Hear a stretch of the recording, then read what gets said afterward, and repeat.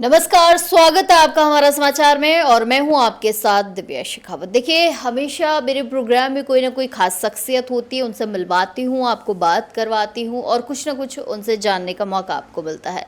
PS Kalwania जो आज मेरे साथ खास शख्सियत के रूप में मौजूद हैं और बहुत सारी बातें इनसे करेंगे, इनके बारे में बहुत सारी चीज़ें आपको बताऊंगी। थोड़ा सा इंट्रोडक्शन दे देती हूँ आपको कि इंटरनेशनल जाट पार्लियामेंट के फाउंडर हैं सर, और ऐसा नहीं है कि इंडिया तक ही सीमित है, बाहरी देशों में भी जो है जाटों का झंडा इन्होंने गाड़ा हुआ है। इनका स्वागत करेंगे और ये एक सोशल ऑर्गेनाइजेशन है, तो सर का स्वागत करते हैं और स्वागत के साथ जानते हैं कि कहाँ कहाँ जो है इन्होंने जाटों के लिए झंडा गाड़ा हुआ है। बहुत स्वागत करेंगे और आगे के बारे में बात करेंगे। सबसे पहले तो पूछते हैं कि कैसे हैं आप। बहुत स्वागत है आपका पीएस कलवानिया जी, कैसे हैं आप?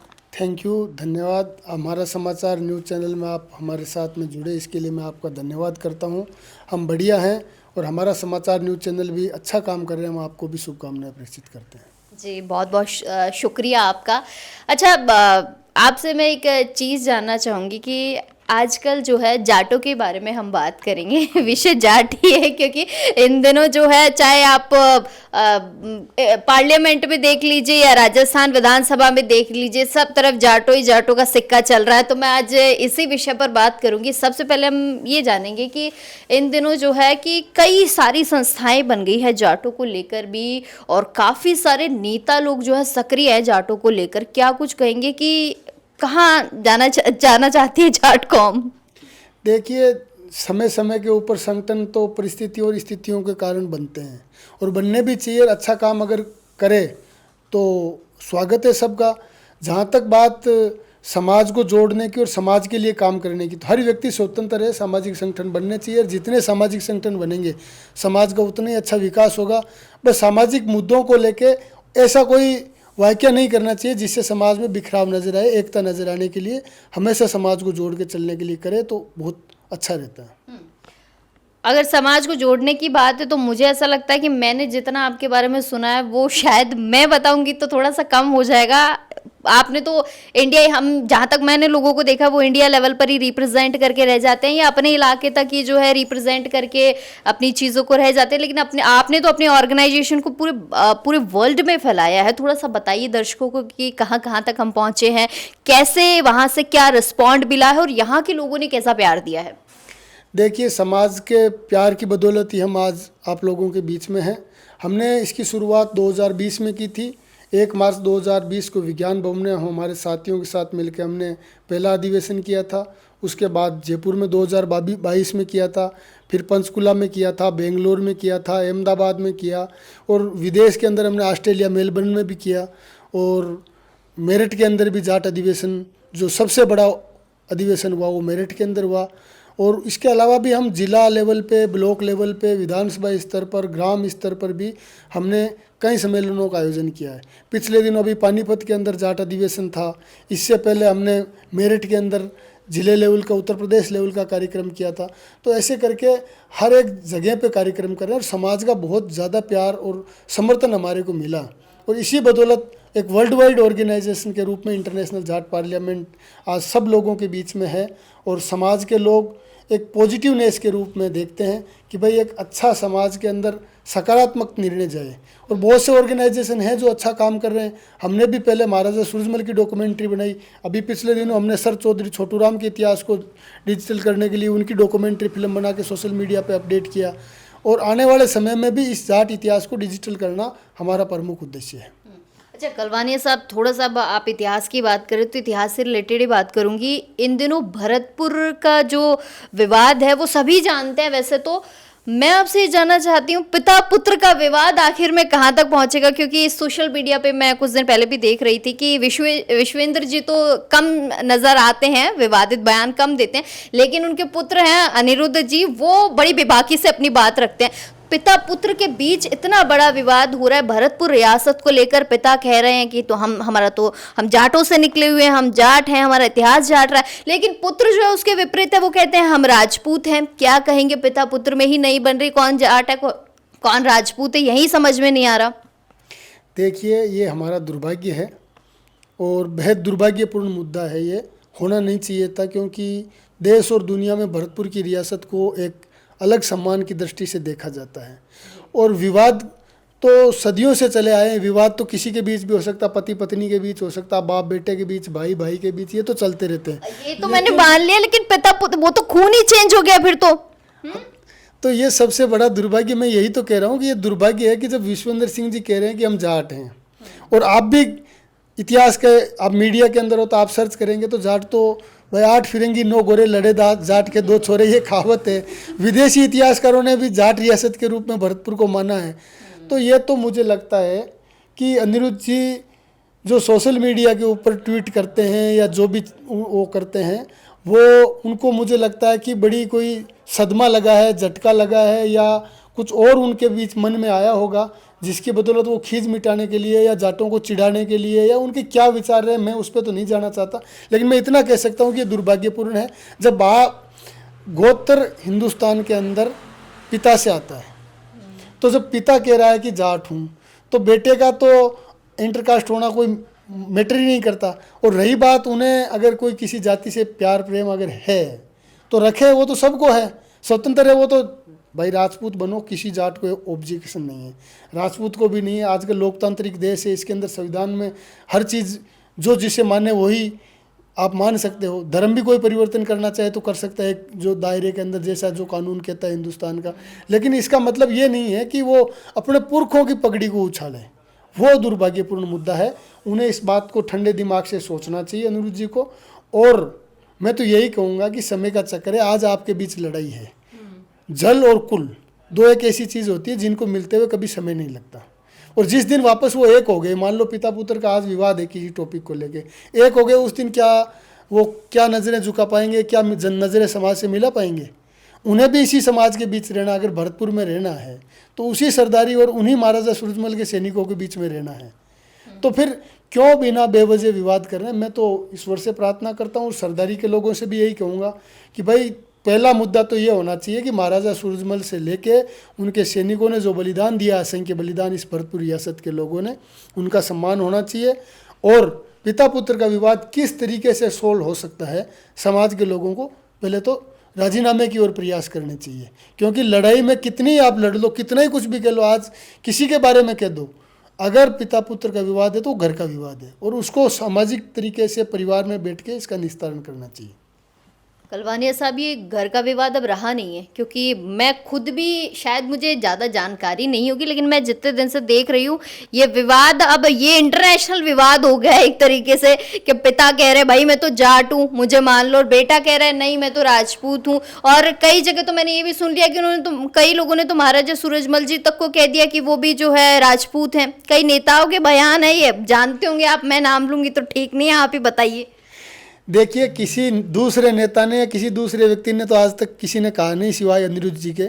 और अनिरुद्ध जी जिस मुद्दे पे बात कर रहे हैं, मैं फिर कह रहा हूँ दुर्भाग्यपूर्ण मुद्दा है। और जिस दिन उन्हें सद्बुद्धि आएगी वापस, जिस दिन इनका विवाद का निस्तारण होगा, वो खुद कहेंगे। क्योंकि अनिरुद्ध जी जाट पार्लियामेंट के प्रोग्राम में, हमारे प्रोग्राम में आए थे, हमने उनका, हमारे से जितना बन पड़ा हमने सम्मान किया उनका।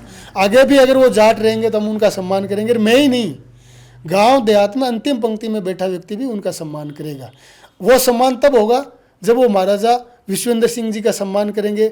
और महाराजा विश्वेंद्र सिंह जी से लेके जितने भी महाराजा सूरजमल हो या महाराजा सूरजमल से भी उनके आगे पुरख है, उनका वो अगर सम्मान करेंगे तो करेंगे।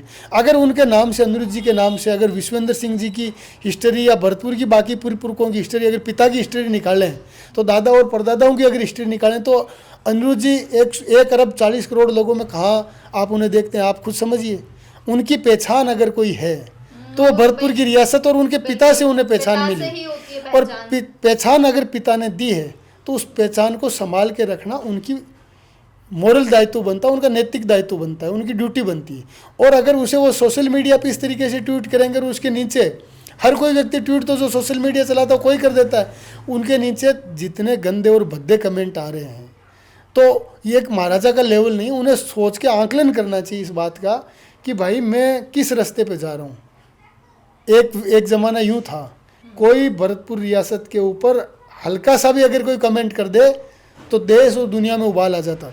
आज अनिरुद्ध जी कमेंट कर रहे हैं, लोग मजे ले रहे हैं, देख रहे हैं, दुनिया में तमाशा जो खुद वहां से आ रहे हैं, तो वो हंसी का पात्र बन रहे हैं। इस बात को आप हंसी का पात्र मान सकते हैं।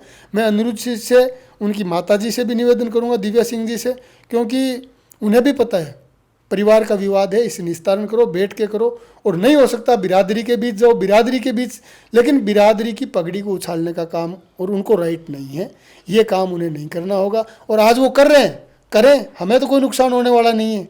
ना तो मेरा कोई सर्टिफिकेट चेंज कर सकता, ना महाराजा सूरजमल की हिस्ट्री चेंज कर सकता। दुनिया को पता है कि महाराजा सूरजमल कौन थे। अनिरुद्ध जी के अकेले के कहने से तो कोई इतिहास चेंज होने वाला नहीं है। लेकिन अनिरुद्ध जी क्या इतिहास बना रहे हैं, महाराजा सूरजमल ने इतना बड़ा इतिहास बनाया, उनसे लेके आज तक की पीढ़ियों ने कितना बड़ा इतिहास बनाया, वो तो उस इतिहास को मेंटेन भी नहीं कर पा रहे हैं। ये बड़ा दुर्भाग्यपूर्ण मुद्दा है। उन्हें जो अपने महापुरुषों की जो हिस्ट्री है उसे मेंटेन रखना चाहिए, और जो भी उनके सामने समस्याएँ आ रही है उन समस्याओं को समाज के बीच रखे, परिवार के बीच रखे, परिवार के साथ साथ अपने निजी सर्किल में रखे। लेकिन उनको इस तरीके के बयान देने से ना तो कोई राजपूत उन्हें एक्सेप्ट करने वाले, राजपूत भी मज़े लेंगे, भाई लेंगे, इसमें क्या बात है। परिवार का विवाद होता है तो पड़ोसी होते हैं वो मज़े ही लेंगे, इसमें क्या बात होगी, तो स्वीकार करने वाली बात है। आज उनके नीचे हुकुम युवराज साहब वो कमेंट कर रहे हैं, हमारे दूसरे लोग हैं वो उनको भद्दे कमेंट कर रहे हैं। तो दोनों तरफ से ये चल रहा है, तो इसमें हंसी का पात्र कौन बन रहा है? अनिरुद्ध जी बन रहे हैं। तो अनिरुद्ध जी बन रहे हैं तो उनको नहीं बनना चाहिए। उन्हें शांति से, सभ्यता से, संयम से, धैर्य से काम में लेके उन्हें सोचना चाहिए कि मेरे साथ में पूरे खानदान का, परिवार का नहीं, पूरे वर्ल्ड वाइड अगर देखो आप इतिहासकारों को, तो महाराजा सूरजमल को एक अलग तरीके से देखते हैं। तो उनकी हिस्ट्री जुड़ी हुई है, तो हिस्ट्री की हिफाजत तो तब रहेगी जब महाराजा सूरजमल के टाइम से कहावत है, इतिहास में जाट रियासत का नाम है, तो फिर वो किस तरीके से कर रहे हैं। इसका दूसरा कारण ये हो गया कि जो महाराजा सूरजमल से लेके और पिछले लंबे टाइम तक, लास्ट 4-5 साल पहले तक एक झंडा था मोती महल के ऊपर लगा हुआ, उस झंडे का रंग चेंज होना सबसे बड़ा बिरादरी को लगा। परिवार तक तो लोग चुप थे कि भाई ये परिवार का मामला, हमें तीसरे व्यक्ति को बोलने का कोई राइट नहीं है। लेकिन पिछले दिनों भरतपुर के लोगों ने महाराजा विश्वेंद्र सिंह जी से मुलाकात की और उन्होंने बताया कि इस तरीके से मोती महल का जो झंडा है ये भी चेंज कर दिया। भाई आज तो ये गोत्र चेंज कर रहे हैं, कल को ये तो धर्म भी चेंज कर लेंगे, तो फिर हम कहाँ जाएंगे। तो उन्होंने, विश्वेंद्र सिंह जी ने भी स्टेटमेंट दिया था कि बाकी तो मैं कुछ कहता नहीं, मैं सिनसिनवार गोत्र का जाट हूँ और मेरी यदुवंशी जाटों का जो इतिहास है और जवाहर बुर्ज जो भरतपुर के अंदर है उसके ऊपर वो पूरी वंशावली लिखी गई है। उस वंशावली के अंदर स्पष्ट रूप से है कि ये जाट हैं। और सैनिक अदर कास्ट के भी थे, गुजर भी थे, मीणा भी थे, या और भी जातियों धर्म को मानने वाले लोग होंगे वहाँ पे महाराजा सूरजमल की सेना में।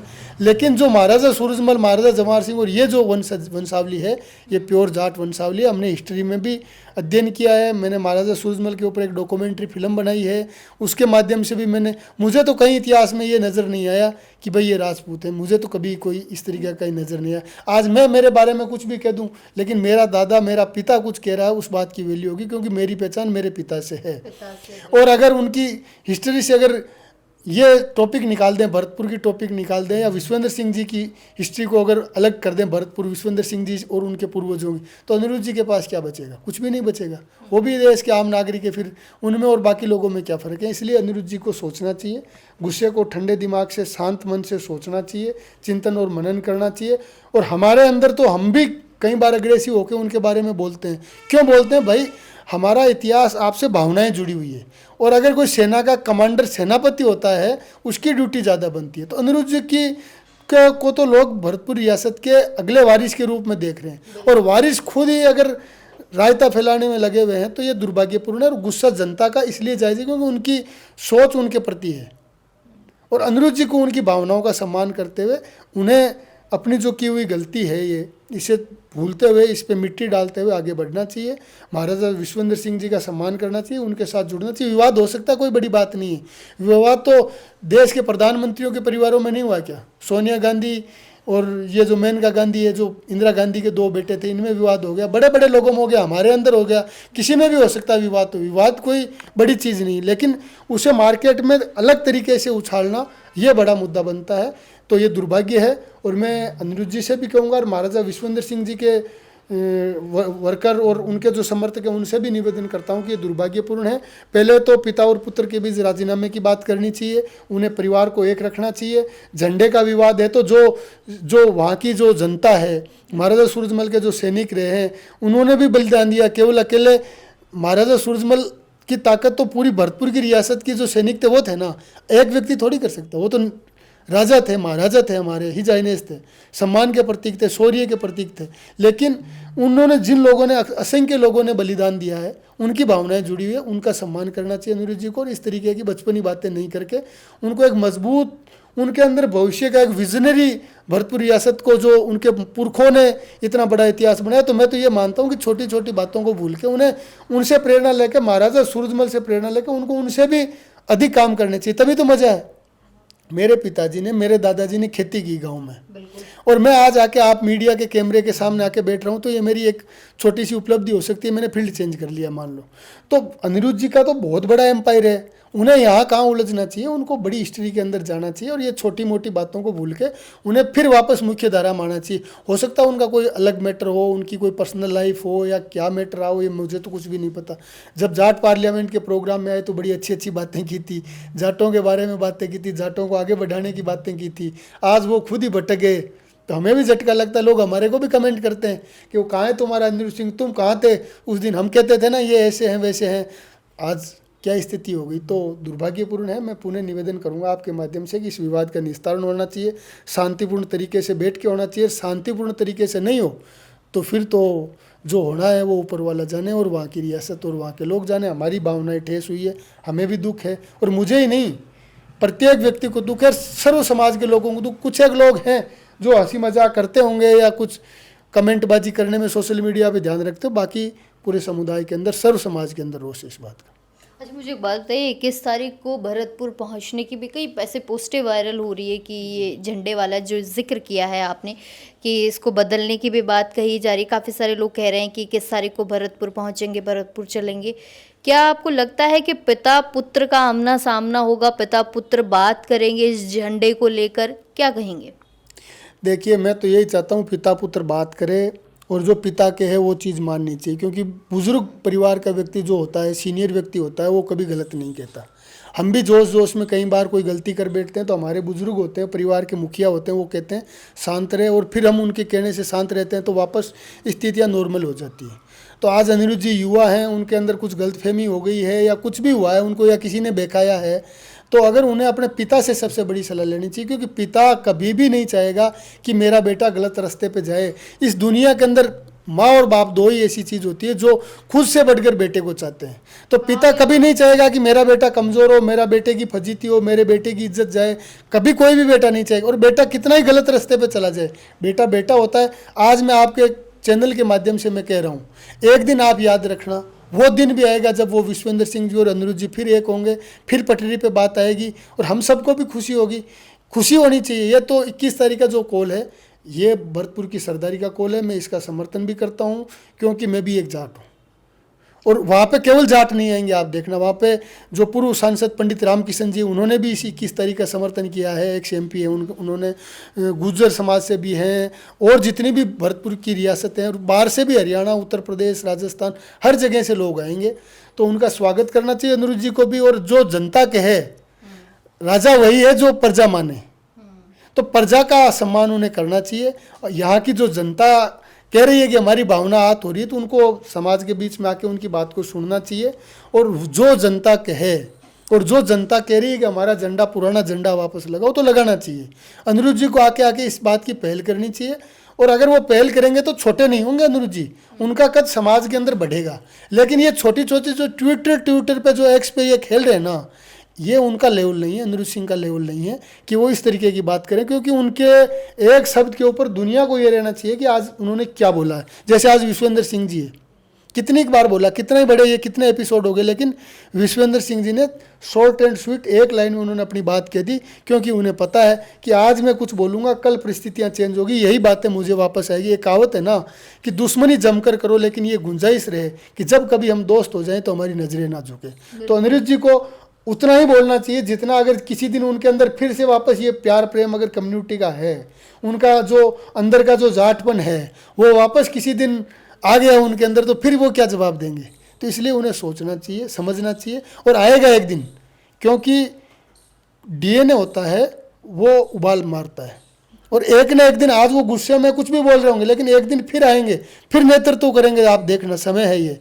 तो हमें तो उसी पल का इंतजार है, और 21 तारीख हम समर्थन करते हैं। और अनिरुद्ध जी से भी हम यही कहते हैं, शांतिपूर्ण तरीके से बिरादरी के लोग आए, उनका स्वागत करो। वो कह रहे हैं झंडा चेंज करो, जैसा वो चाहते हैं वैसा वो कर दो, क्या दिक्कत है उसको करने में। जिद और हट धर्मिता से तो बड़े बड़े राजा रावण का ही नहीं रहा, उससे बड़ी कोई उदाहरण नहीं कहा जाता। तो बाकी हम और आप और अनिरुद्ध जी क्या चीज़ है, इन चीज़ों के अंदर नहीं जाना चाहिए। और 21 तारीख का हम समर्थन करते हैं, और मैं बिरादरी से आह्वान करता हूं कि कानून व्यवस्थाओं को ध्यान में रखते हुए काम करें, अपनी भावनाओं का भी सम्मान करें, और झंडा जो चेंज करना है तो चेंज, जो ओरिजिनल झंडा वही मोती महल पे झंडा लगना चाहिए। और महाराजा विश्वेंद्र सिंह जी को भी मैं यही कहूँगा कि उन्हें आगे आके बिरादरी का मार्गदर्शन करना चाहिए, क्योंकि बिना नेतृत्व के सफलता ही नहीं मिलती। तो कलवानिया जी, एक सवाल आपसे पूछूंगी कि समाज चाहे आपका हो या हमारा हो, लेकिन आजकल जो है समाज और संस्थाएं भी सोशल मीडिया पर बट गई हैं। फलाने की हो गई, ढिमके की हो गई, उसने अपनी संस्था बना ली, इसने अपनी संस्था बना ली। लेकिन जब एकजुट की बात होती है, एकता की बात होती है, तो ये लोग अक्सर उस जगह से गायब मिलते हैं। क्या कहेंगे, कहाँ हैं फिर वो लोग जो आजकल सोशल मीडिया पर ट्रेंड चला कर बैठे हैं, मैं इसका नेतृत्व कर रहा हूँ या मैं उस संगठन का नेतृत्व कर रहा हूँ, ये ऑर्गेनाइजेशन मेरे, क्या कहेंगे? देखिए, ऑर्गेनाइजेशन वही रहते हैं, अच्छे अच्छे लोगों के कारण काम भी होता है। और सोशल मीडिया का तो ज़माना है, तो जो दिखता है वो बिकता है। तो सोशल मीडिया पे आना कोई बुरी बात नहीं है। बुरा ये है कि एक दूसरे की टांग खींचना, एक दूसरे को नीचे गिराना, ये लेवल नहीं होना चाहिए। मैं प्रोग्राम कर रहा हूँ, मैं समाज का नेतृत्व कर रहा हूँ, तो समाज के लोग मेरा साथ दे रहे हैं। उन्हीं में से कुछ लोगों को अगर ईर्ष्या और द्वेष हो कि ये क्यों कर रहा है, खुद कुछ कर नहीं रहा, जो कर रहा है उसकी टांग खींच रहे हो, ये नहीं होना चाहिए। बस इसमें एक दूसरे का देना है तो साथ दीजिए, एक दूसरे की टांग खींचने की बजाय एक दूसरे का हाथ खींचते हुए उन्हें आगे बढ़ाना चाहिए। टांग खिंचाई में नुकसान है, कोई फ़ायदा नहीं है। तो बस इतना सा समाज समझ ले कि जो समय जिस तरीके से परिवर्तनशील समय है, तो इसकी समय के साथ, समय की रफ्तार के साथ कदम ताल करें, और टांग खींचने की बजाय अगर खींचना है तो हाथ खींचने की तरफ प्रयास करें। इसी से भला हो सकता। ना तो संगठन बनने से कोई रोक सकता, लोकतांत्रिक देश है, हर व्यक्ति को अधिकार है अपनी बात रखने का, संगठन बनाने का, संगठन को मजबूत देने का, तो वो तो करेंगे। आप और मैं रोकेंगे तो भी नहीं रुकने वाले लोग, लेकिन बशर्ते बस उसमें पॉजिटिवनेस आ जाए। कोई दूसरा व्यक्ति भी आगे कर रहा है तो खुद साथ नहीं दे रहे तो चुप हो जाओ, जो कर रहा है उसको करने दो। यहाँ तक। अभी आप सम्मान की बात कर रहे हैं, थोड़े दिन पहले ही सत्यपाल मलिक जी हमारे बीच नहीं रहे, उन्हें राजकीय सम्मान नहीं मिला था, ये आप भी जानते हैं। ये मतलब कुछ दिनों तक ये ट्रेंडिंग टॉपिक हो गया था कि सत्यपाल मलिक जो कई बार जो है राज्यपाल के पद पर रहे, काफ़ी अपनी सेवाएं उन्होंने दी, काफ़ी देश के लिए काफ़ी कुछ करके गए, ऐसे व्यक्ति को राजकीय सम्मान नहीं मिलना, क्या कहेंगे? ये राजनीति का निम्न स्तर है, ये नहीं होना चाहिए था, उन्हें सम्मान मिलना चाहिए था। क्योंकि इससे पहले की बात करूं तो देश में नरेंद्र मोदी जी प्रधानमंत्री हैं, और जयंत चौधरी जी आज सरकार के अंदर केंद्रीय मंत्री बन गए। इससे पहले जब जयंत चौधरी विपक्ष की भूमिका में थे, तो चौधरी चरण सिंह की जब भी जयंती और पुण्यतिथि आती थी तो मोदी जी ट्वीट नहीं करते थे। अच्छा। ठीक है। और कई लोग इस बात को, मुद्दे को रखते थे कि भाई ट्वीट नहीं किया, प्रधानमंत्री ने पूर्व प्राइम मिनिस्टर के, नहीं, किसी न किसी दिन इन्हें भी पूर्व प्रधानमंत्री होना है। और जिस दिन वापस इन्होंने बात की, और भारत रत्न चौधरी चरण सिंह को इन्हीं मोदी जी ने दिया, और अब उनकी समाधि पे भी जाना, उनकी जयंती पुण्यतिथि पे ट्वीट करना, ये सब चीज़ें शुरू हो गए। तो इन चीज़ों को छोटा दिल नहीं करके बड़ा दिल करना चाहिए था। और सतपाल मलिक के बारे में जहाँ तक मैं कहूँगा, वो राजनीति के अंदर सच्चे सेवक थे, बेबाक व्यक्ति थे, ईमानदार नेता थे, और वो दब के नहीं रह सकते थे, उनकी एक खासियत थी। आज वो दुनिया में नहीं है। मैं जब वो गवर्नर थे, बड़े बड़े नेताओं को, मंत्रियों को, इनको मैं देखता था, हमारे को भी लोग कहते थे कि ये सतपाल मलिक के खास हैं भाई, इनसे मिलो, ये करो। हमारे को लोग कहते थे मैं मलिक साहब से मिलने जा रहा हूँ। वो लोग उनकी पुण्यतिथि, उनका जब निधन हुआ तो उन्हें श्रद्धांजलि देने के लिए वहाँ नहीं आए। ये ओछापन है राजनीति के अंदर, राजनीति का निम्न स्तर है, ये नहीं होना चाहिए। मैं भी गया था, सारे लोग थे वहाँ पे, विपक्ष के सारे लोग थे, सत्ता पक्ष से कोई नहीं था। आपका सवाल ये सही है, लेकिन सरकार से लोग डरते हैं, और डरपोक लोग कभी समाज का नेतृत्व नहीं कर सकते, समाज का निर्माण नहीं कर सकते। वो यूँ देखते हैं कि वो मेरे जाने से वो नाराज़ हो जाएगा, मेरा क्या होगा। ये एक असुरक्षा का भाव है, इससे बाहर निकलना पड़ेगा। और सतपाल मलिक का सम्मान अगर उन्होंने सरकार ने नहीं किया, लेकिन आम किसान और जवान के दिल में सतपाल मलिक बसता है। सतपाल मलिक हमेशा अमर रहेगा। सरकार ने तो बेशर्ते नहीं किया, सरकार ने कमला बेनीवाल का भी नहीं किया था। जब कमला बेनीवाल जी जो पूर्व राज्यपाल थे वो ख़त्म हो, उनका भी नहीं किया। तो ये निम्न स्तर है, ऐसा नहीं करना चाहिए, क्योंकि कल को ये सत्ता कभी भी स्थायी नहीं। इनसे मोदी जी से पहले भी देश के अंदर प्रधानमंत्री रहे, सत्ताएं रही है, अनेकों पार्टियों में रही है। कल को अगर मोदी जी के बाद लोग आएंगे और फिर मोदी जी का भी सम्मान नहीं करेंगे लोग, तो फिर क्या होगा। इसलिए इस तरीके का नहीं होना चाहिए, सम्मान सबका होना चाहिए।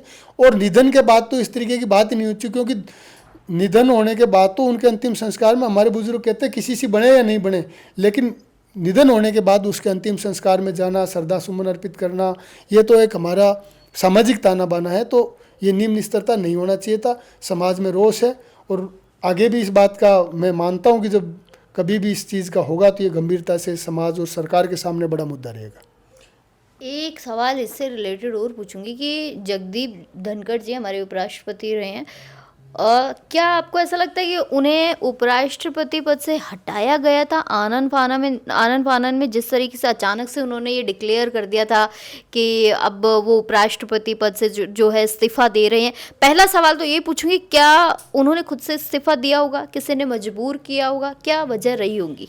देखिए, इसका सबसे सटीक जवाब तो खुद जगदीप धनखड़ जी दे पाएंगे, लेकिन मैं जो सामाजिक व्यक्ति होने के नाते मैं जो आंकलन करता हूँ, ये सुबह वो 11 बजे राज्यसभा का संचालन कर रहे थे, 3 बजे तक वहाँ थे, 4 बजे तक थे, शाम को भी उन्हें एक मंत्री के कार्यक्रम में जाना था, वो तैयार हो गए थे।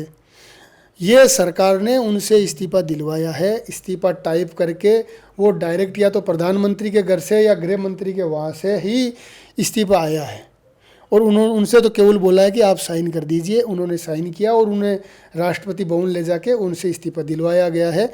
इससे ज़्यादा कुछ भी नहीं है। बाकी इससे समाज की भावनाएं ज़रूर आहत हुई है, क्योंकि जो लोग कहते हैं कि ये पद पे बिठाते वक्त सरकार के लोगों ने महिमा मंडित किया था, किसान पुत्र है, अन्नदाताओं का है, समाज को सम्मान दिया है, देश का दूसरा पद जाट समाज के व्यक्ति को बिठाया है, इतना बड़ा सम्मान इस मोदी सरकार में हुआ, लेकिन अधूरे कार्यकाल में भी इसी मोदी सरकार ने हटाया। तो जो हटाया तो इसका सवाल भी उन्हीं से बनेगा। जब बनाया था तो सतपाल मलिक जी का भी सम्मान किया था हमने जगदीप धनखड़ जी को भी पगड़ी बंधाई थी। भाई, हमें तो समय नहीं दिया उन्होंने, धनखड़ साहब ने कभी उपराष्ट्रपति बनने के बाद। ये मैं ऑन कैमरा कह रहा हूँ आपको, लेकिन ये ज़रूर है कि हमारे समाज के सैकड़ों नहीं हज़ारों लोगों ने उन्हें वहाँ जा के पगड़ी बंधाई, उनका सम्मान किया। लेकिन उनकी ड्यूटी बनती थी कि जब उन्हें हटा रहे हैं तो बनाते वक्त अगर किसी का सम्मान आपने लिया है और आपको वापस बीच रास्ते अगर उतारा जा रहा है तो समाज को ज़रूर बताना चाहिए था उन्हें। और वो ज़रूर एक दिन वो दिन आएगा। मैं आपको आज फिर कह रहा हूँ, जिस तरीके से अनिरुद्ध जी के बारे में मैं कह रहा हूँ कि एक दिन फिर वो आएगा, वही दिन फिर वापस लौट के आएगा। और धनखड़ साहब भी समाज के बीच आके बताएंगे सारे इस एपिसोड को, ज़रूर आएंगे, क्योंकि जाट है जाट एक लिमिट तक दबता है। जब वो लिमिट क्रॉस कर देता है तो फिर सारे रिकॉर्ड तोड़ता है। तो वही सतपाल मलिक जी थे जो मोदी जी के ही तो शासन के अंदर गवर्नर थे। फिर जब उन्हें लगा कि ये तो लाइन से बाहर का मामला है तो वो नहीं रहे। आज धनखड़ साहब का मामला समाज के अंदर भारी उबाल है। 2 साल पहले उनका इस्तीफा लेना और स्वास्थ्य कारण बताना, कौन से हॉस्पिटल में एडमिट है, कौन से उसके बाद वो नजर नहीं आए, अब नजर आए हैं जब नए जो है उपराष्ट्रपति बने हैं, उनके जो है समारोह में वो नजर आए हैं। हाँ, तो अब तो धीरे धीरे नज़र तो आएंगे ही। अब सरकार को भी लगने लग जाएगा कि, क्योंकि इंडिया में क्या होता है, नई बात 9 दिन तक याद रहती है, हर बात का 9 दिन तक इम्पैक्ट पड़ता है, और 100 दिन में पुरानी बात को भूल जाते हैं। आज कितनी बड़ी देश में घटनाएं हो गई, अगर पुरानी घटनाओं को याद करेंगे तो वापस याद करने पे ही याद आएगी, ऐसे कोई घटना याद नहीं आएगी।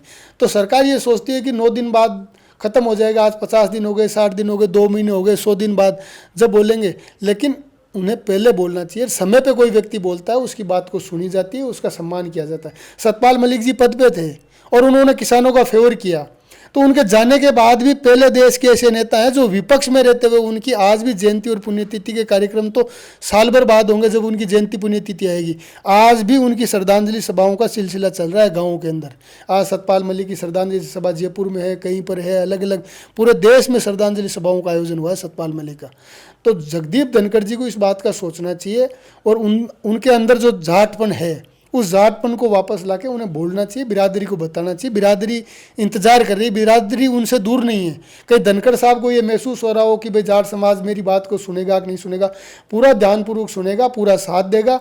बस बोलना उन्हें पड़ेगा कि उनके साथ क्या घटनाक्रम हुआ है। हमें तो ये लगता है कि उनके साथ अन्याय हुआ है, बीच रास्ते से उनको हटाया है, ये उनका अपमान है और उनका अपमान है तो हमारा भी अपमान है, हमारे समाज का मान लो, किसान बिरादरी का मान लो, 36 कौम का मान लो, ये अपमान है। ऐसा नहीं होना चाहिए। फिर भी उनके साथ क्या हो सटीक जानकारी धनखड़ साहब को देनी चाहिए। वो तो धनखड़ साहब जब बोलेंगे तभी खैर हमारे सामने सारी चीज़ें आएंगी। लेकिन मुझे एक बात बताइए, सत्यपाल मलिक जी को राजकीय सम्मान नहीं मिलना, इधर आप कह रहे हैं कि साजिश के तहत जो है जगदीप धनखड़ साहब को हटाया गया, इसका असर जो है पंचायती चुनाव में देखने को मिल सकता है हमको? क्या नाराज़गी लोगों की यहाँ पर देखने को मिल सकती है? देखिए, पंचायत का चुनाव सबसे कठिन चुनाव होता है और पंचायत का चुनाव देश के मुद्दों पर नहीं लड़ा जाता, वो वहाँ की लोकल समस्याओं के ऊपर सामने के कैंडिडेट के ऊपर लड़ा जाता है। पंचायत का चुनाव में तो मुझे नहीं लगता, क्योंकि जहाँ से धनखड़ साहब झुंझुनू किठाना से आते हैं वहाँ पर भी 2 ग्रुप हो सकते हैं। तो लेकिन ये है कि जब विधानसभा का चुनाव होगा या लोकसभा का चुनाव होगा तो उसमें ज़रूर ये मुद्दा बनेगा और ये प्रमुखता से सवाल सत्ता में बैठे लोगों से ज़रूर लोग करेंगे। पंचायत चुनाव तो छोटे लेवल का चुनाव हो गया, एक स्थानीय मुद्दों के ऊपर लड़ा जाता है।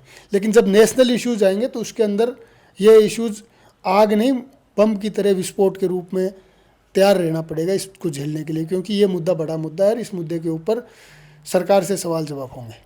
अच्छा, एक बात है कि इन दिनों जो है सोशल मीडिया पर लगातार एक पोस्ट वायरल हो रहा है जिसमें अंतर्राष्ट्रीय जाट सांसद का एक पोस्ट वायरल है, हनुमान बेनीवाल को जगह नहीं दिए जाने की बात की जा रही है, क्या कहेंगे?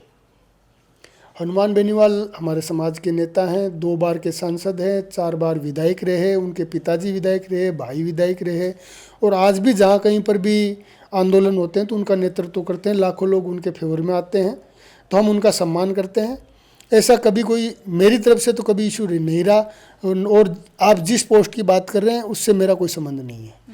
क्योंकि हनुमान बेनीवाल को हम जानते हैं बड़े बेबाक नेता हैं, वो कब क्या बोल जाएं किसी को पता नहीं रहता। इन दिनों तो हनुमान बेनीवाल जी ऐसे हैं मानिए कि कब क्या कह दें और कब क्या विवादित हो जाए पता ही नहीं चलता। अभी कुछ दिन पहले आपको जैसे पता होगा कि एक पुलिसकर्मी को भी उन्होंने कुछ कह दिया था, उसके बाद से उनका बॉयकॉट शुरू हो गया था। लोगों ने कहा था कि इन्हें अब जाटों के जो भी प्रोग्राम्स होंगे, कार्यक्रम होंगे, हनुमान बेनीवाल को नहीं बुलाया जाएगा क्योंकि अमर्यादित भाषा का प्रयोग करते हैं हनुमान बेनीवाल।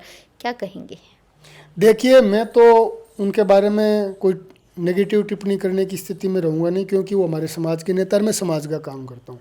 इतना ज़रूर मैं कह सकता हूँ कि कोई भी व्यक्ति हो, चाहे मैं हो, स्वयं हो, हनुमान जी हो या कोई और उनके विपक्ष में चुनाव लड़ने वाले व्यक्ति हो, कोई भी व्यक्ति हो, भाषा की मर्यादा हमें रखनी चाहिए और भाषा के अंदर चाहे वो छोटे लेवल का व्यक्ति हो चाहे बड़े लेवल का व्यक्ति हो, सबका सम्मान करना चाहिए।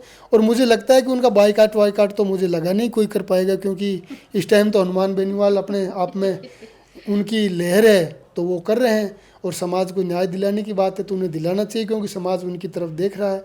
और जहाँ तक आप वो उस कार्यक्रम की कह रहे हैं तो उसमें कोई, वो तो ये कह रहे थे कि कोई शराब पिया हुआ व्यक्ति आ गया बताया, तो उसका कोई मामला था तो या तो वहाँ के स्थानीय लोग कह सकते हैं, या अगर उपद्रव कर रहा था पुलिसकर्मी तो हनुमान जी से ही है और नहीं कर रहा था तो आगे से ऐसी बातों पे ध्यान नहीं देना चाहिए। इससे ज़्यादा कुछ नहीं कह सकते।